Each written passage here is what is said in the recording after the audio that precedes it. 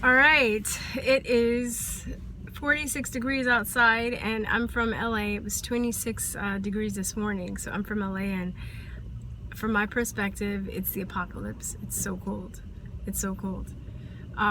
46 is bad, but 26 was just like, the gas stopped. Like, I went to get gas and it stopped flowing. I couldn't fill up my car to find another gas station, because the pumps I was using wasn't like, anyway. So I know you guys from like places that snow and it gets really cold, you're like whatever, but for me, being like a California girl, this is like traumatic. You guys have to understand. Anyway, I'm surviving it though. I'm surviving. I'm glad to be an American. So anyway, did you guys watch the Joe Rogan and Alex Jones podcast? It was amazing. It was like a damn movie of the week though. It took me like 3 days. I'm probably like the last person doing a video on it, because it took me like 3 days to watch it. It was almost 5 hours, and I know where they were going. I guess he has to be the second longest one, because he said Kevin Smith, they went like 6 hours. So I was like, oh, they almost broke the record, but maybe they'll have him on again and they can do like 5 hours. So, or six hours, or they can try and break Kevin Smith's record. But anyway, what was I gonna say? I'm glad. I think Alex redeemed himself a lot of ways. I really appreciate Joe actually like slowing him down and saying, like, asking him, what do you mean by this? What do you mean by that? Who is they? Can you elaborate? Because Alex will go off. He'll just be like, he would talk about like 10,000 things. And if you're not in the mindset that he's in, he will just lose you. I'm crazy like that. I can keep up. I used to, like, when I first watched this show years ago, I would sit by the computer and I would like look up stuff, right? I would just be like, he'd be like, because of the spider goats that they're making in the military. I was like, there are no fucking spider goats. This is some bullshit. But then I was like, all right, I'm gonna look this up. And I would look it up. I'm like, holy shit, they're spider goats. You guys should look up spider goats. They don't look like spiders, they look like goats, but they splice spider and goat DNA to make these goats. And the goats, when they make milk, they use their milk and they're able to like harden it and weave it into a fiber, and it's like bulletproof. The military uses this material for armor. It's crazy. Okay, of course, gay frogs is real. That came from a professor in Berkeley, where he had that report. He was talking about the gay frogs. They turned freak frogs gay, but that was a real study. He's a black scientist too, for my black trolls that want to be like, you want to like make somebody famous, you better pull up Tyrone Hayes and be like, this is the dude that talked about gay frogs. But anyway, it was really good. It just pissed me off though, because you know that the mainstream media are taking sound bites and they're trying to make him crazy. But within the second day, it had over 7 million views, and that was just on the Joe Rogan channel, because a bunch of people were like putting it, like, you know, copying it and re-uploading it to their channels, and they would get like tens of thousands and sometimes even hundreds of thousands of views as well. So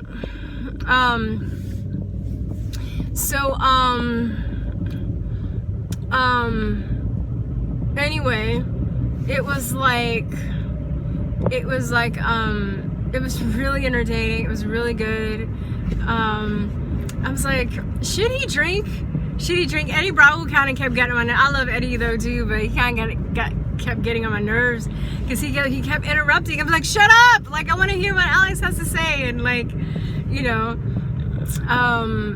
but it was really good. It was redeeming. I got some respect back for Joe too.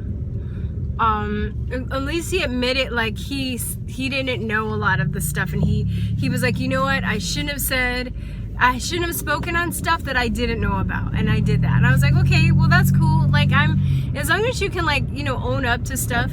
Like, I think Ellen Page doesn't want to own up to the fact that she was wrong and made an ass out of herself. Like, she makes her look even more stupid. But, you know, I'm glad the bromance is back, the brotherly love, the brothers are loving again. Because it made me sad, and it made me sad when, like, it has pissed me off too when Joe was like, you know, talking about Alex, and he'd be like, yeah man, he's my friend, but he's fucking crazy. I'm like, do you really talk about your friends that way?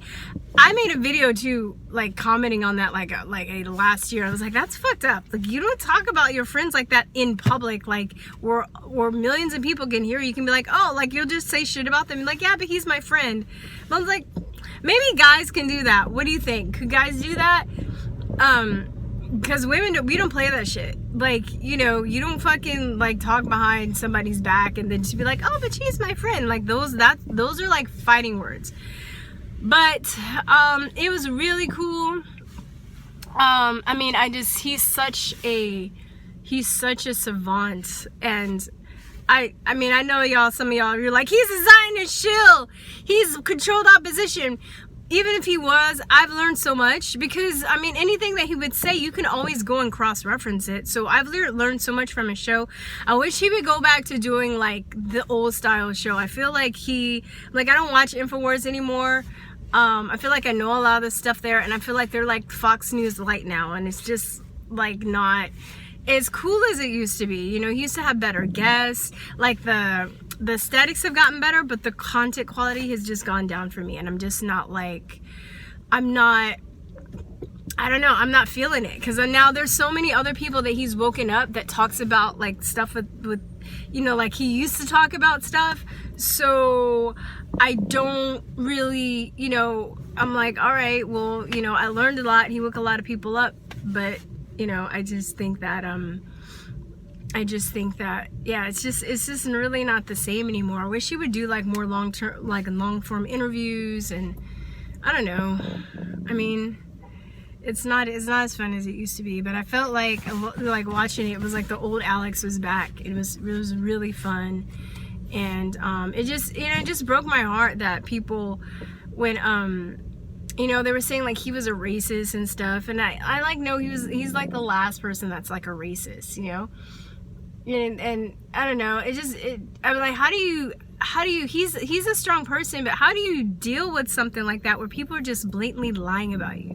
Not like, oh, getting information wrong or there's a misinterpretation, but no, they're making stuff up.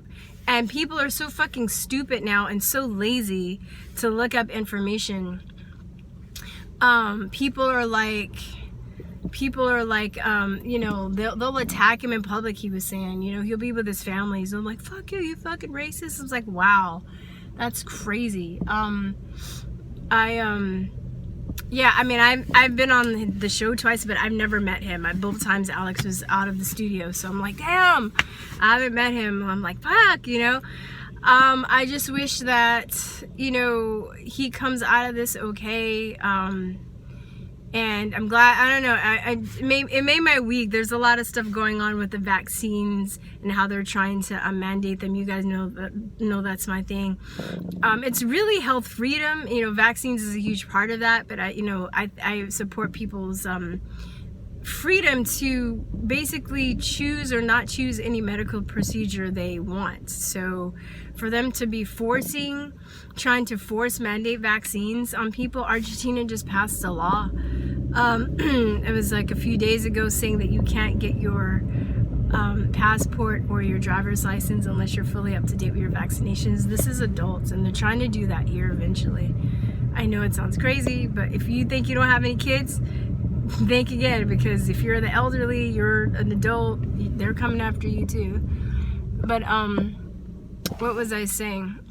Yeah, so it's just been really pissing me off, because the hearings, they're not hearing anything from the other side. They've already made their mind up. They're already gonna try and do what they're gonna do. So I don't know why they're even pretending like they're trying to be fair, because they're not. And I saw the same thing happen in California with SB 277, but I digress.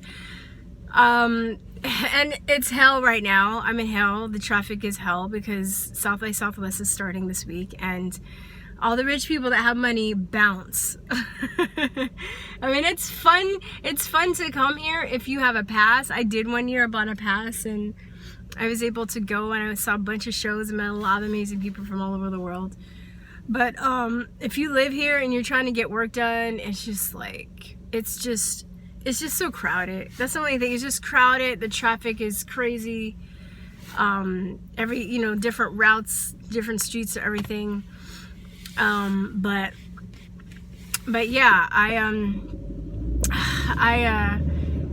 this traffic, man, it's gonna get even worse. It's gonna get so bad. But I guess I'm just going on a tangent and not really finishing my thought. But I just wanted to say I'm glad that they're good, they're homies again. I hope they don't have another argument. I didn't think that they were gonna make up, honestly. I was like, well, you know, they're gonna destroy each other.